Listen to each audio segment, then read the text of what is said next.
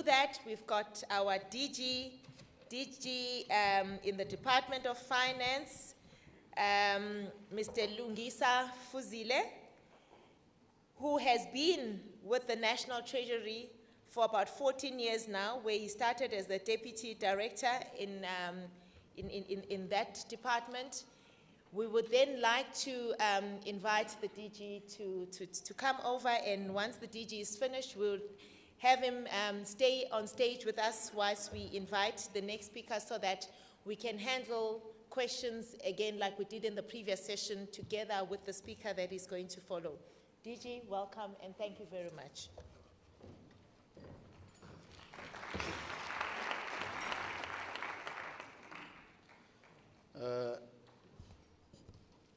Program Director, ladies and gentlemen, perhaps I should declare up front that we don't have a deal with the Program Director that I'm going to stay after speaking. I would have loved to, but I've got a very important urgent commitment in Pretoria at 3:30. Now, I suspect that if I stay, I won't make it. And even someone who has been in his job for 14 years, like I've been, you have got to take it seriously, because at a time when people are talking about realigning the institution that you work for, you might just be the first casualty of that realignment.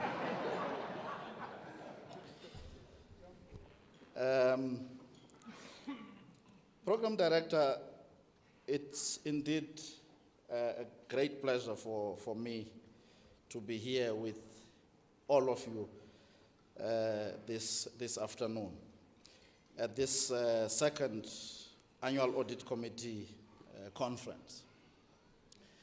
And knowing as I do that auditors and internal auditors are very serious people, very professional people who don't mix business with pleasure, I'm going to attempt this afternoon to pretend to be very serious and stick to this speech quite slavishly. So let me try. So everything I'm going to say here is very serious. Except for some of the giggling that you have heard now, I hope there won't be any more giggling. Ladies and gentlemen, information lies at the heart of the theory of and effectiveness of the functioning of modern economies, especially market-based economies.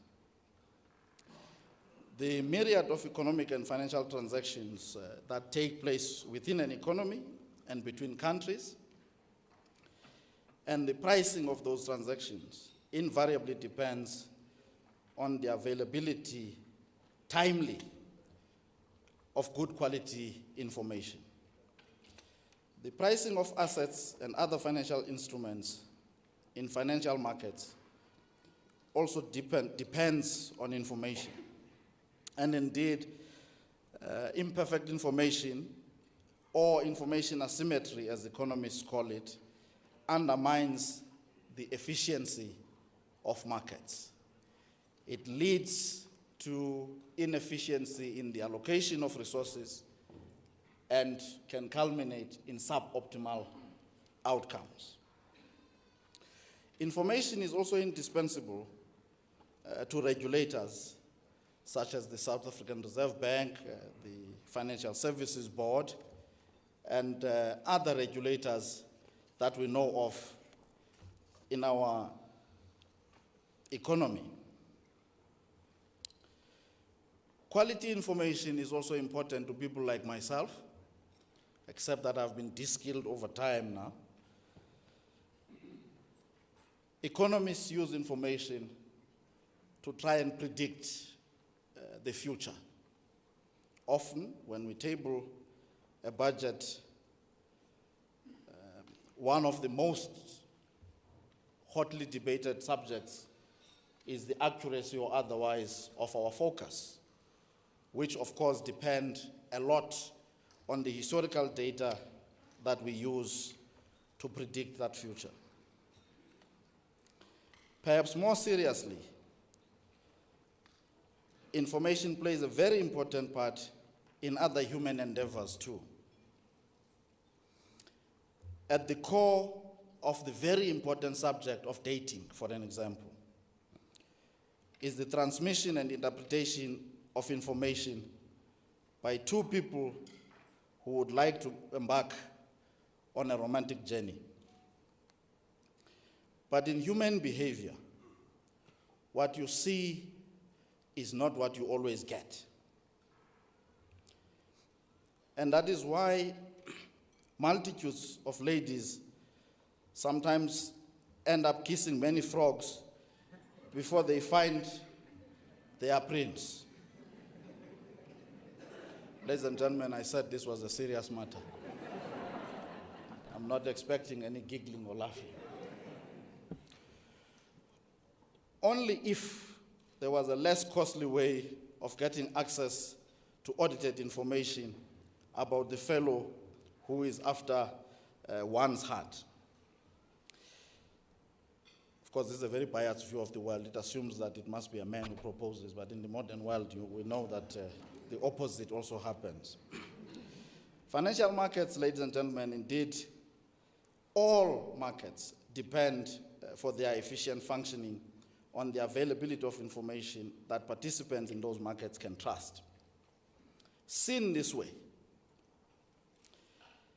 the reason for the existence of the audit profession is based on the trust and confidence that participants in financial markets have on the profession, or more specifically, the outputs that the profession produces.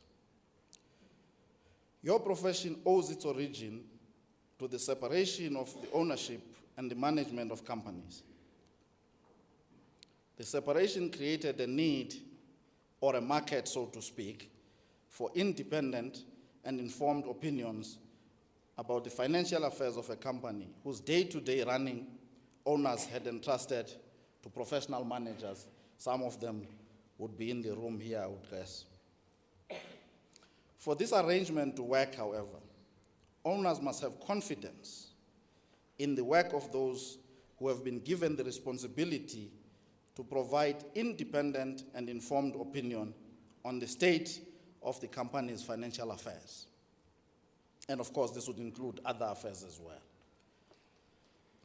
Therefore, the relevance of your profession is and will remain tied up with retaining this confidence.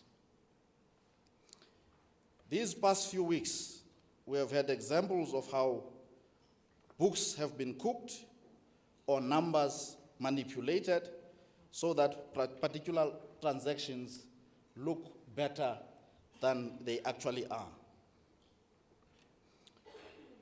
I have been asked to speak, as the program director indicated, on the topic of how audit committees in South Africa can help maintain the global competitiveness that South Africa has earned in relation to reporting and disclosure.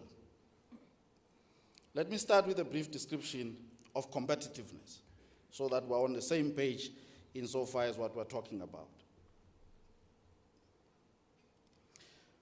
There are other measures, of course, or descriptions of competitiveness other than the one that I am going to give here, which is borrowed from the World Economic Forum, which defines competitiveness as a set of institutions, policies, and factors that determine the level of productivity of a country.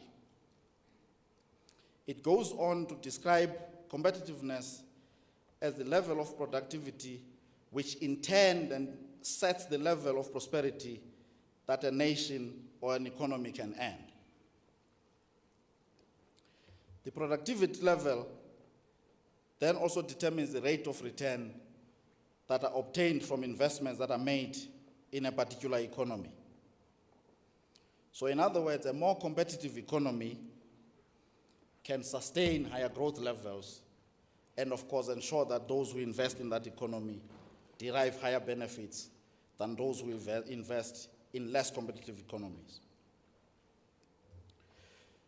So the WEF measure, which is applied to 144 countries, including our own, has several measures that it utilizes, or pillars, as they call them. These are institutions, infrastructure, the macroeconomic environment, health and primary education, higher education and training, efficiency of goods markets, labor market efficiency, a subject that we don't like talking about too much in this country, of course. So we forget it immediately after saying financial market development, technological readiness, market size, business sophistication, and innovation.